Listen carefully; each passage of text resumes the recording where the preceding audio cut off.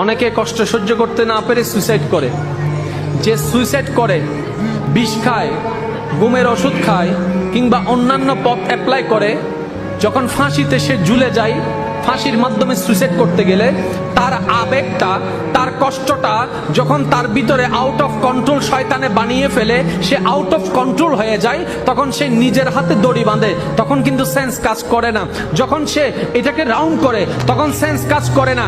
যখন সে ঝুলাই দেয়, গলার মধ্যে লাগায়, তখনও সেন্স কাজ করে না।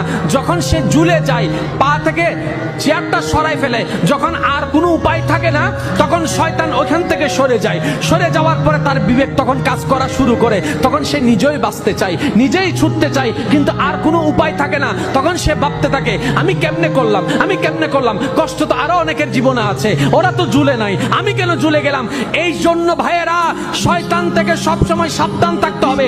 তাকে কখনো লাই দেওয়া যাবে না, পাত্তা দেওয়া যাবে না। সে আসার আগে রাস্তাটা বন্ধ করে দিতে হবে। এটাই হচ্ছে ইমানদারের কর্তব্য। ইমানদার শুধু বলবে, কষ্ট দিলেও আমি আল্লাহর, কষ্ট না দিলেও আমি আল্লাহর।